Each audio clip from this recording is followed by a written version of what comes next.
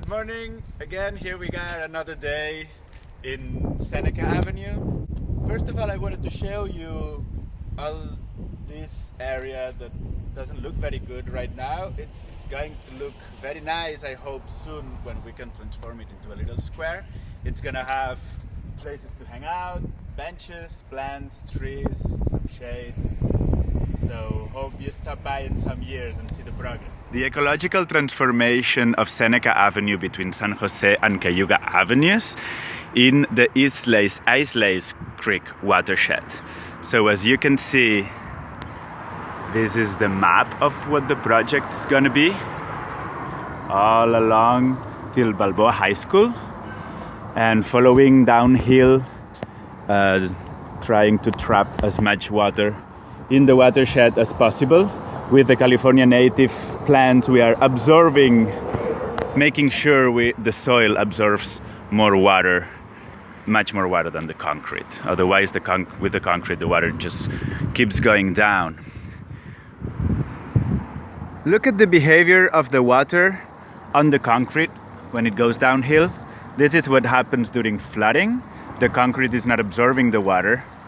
But in the other side, if the water is on the soil, then the soil absorbs most of this water, reducing the possibility of floating in this area. To start making a garden, building a garden, we need first to add lots of compost and cultivate the soil. Once we have done that, we can start by planting the trees, which are the ones that are gonna take more space. And finally, around the trees, we can plant the understory, which are the penstemons, the yarrows, the bushes, and smaller plants.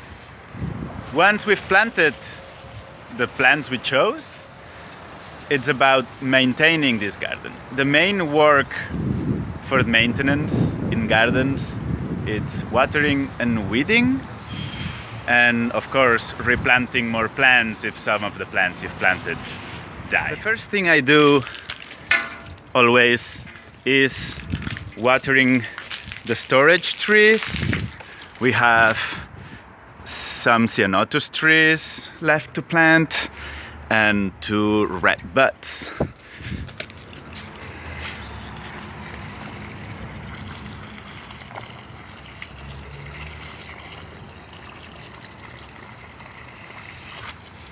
I have to make sure twice a week all the trees are watered. So what I do is I fill up this rain bag that goes around the tree.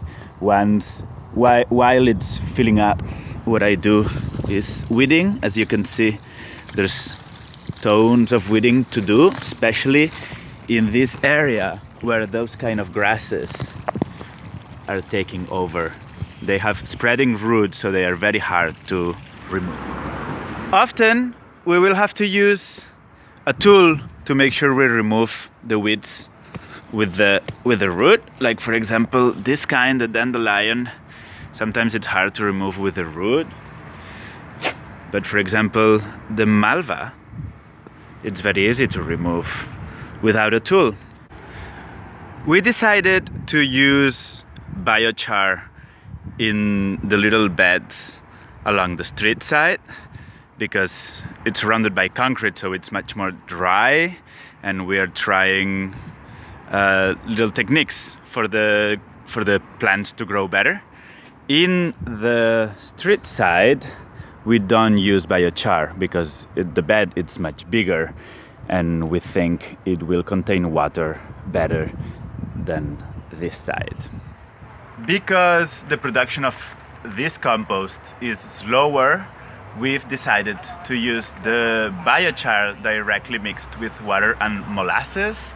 So this sugar of the molasses will attract the bacteria and the fungus to create a soil full of life, which is what we need to have healthy plants.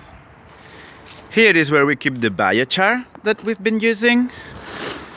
Biochar, it's basically coal made out of organic leftovers. Anything can be used and burn, half burn into, not completely into ashes, but into coal to transform into biochar.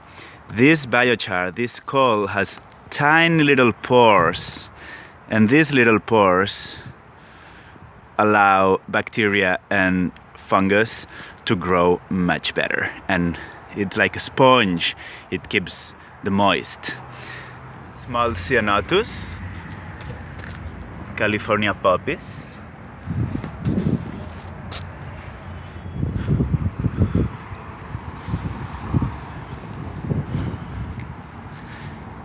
the trees are the redbuds, oaks, and California bouquets. Then we have understory like redbuds, but bush shaped. Then we have penstemons of different colors, yarrow of different colors, and we also have lavateras. We also have fremontodendrons, and this is a sambucus, Latin. We have the prunus. This is a kind of prunus. It means it's a California native cherry that the Native Americans, the indigenous people in this area, used to cultivate along the river, along the creek, the Islais Creek, for the cherries. This one is called chia poppy. Like 3 weeks ago was doing great, and now it's not dead because it has these little leaves, but it looks quite crappy. And as you can see here in the back, another one that it's starting to not look good, and it's not because I don't water. So let's see if we can figure it out. This is an oak tree. I was thinking, oh look, so much new growth, it's great. But all of a sudden, as I got closer, I realized the new growth is infected by some kind of fungus. If I touch it, it's like powdery. So maybe I will tip it. Maybe I'll see what I do. This is the cyanotus that is doing better along the street. The cyanotus is the soap bush. Actually, Native Americans used to use the flowers to make soap.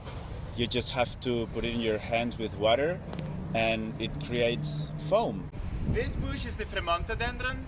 At the beginning, when I planted them, they were looking great. They started flowering the best, growing a lot, and I had to prune them all because they are drying all of a sudden. I will hope they will grow back. This is the cyanotus. I found a hole, which is rodent hole. It goes kind of deep. I don't really know what to do with it. And I found different mimulus, especially this kind of plant that it's been shoot in the base. So maybe I will contact the gardeners, city gardeners, and see what we can do. This is the mimulus that the rodent likes so much. So you can compare with the dead one.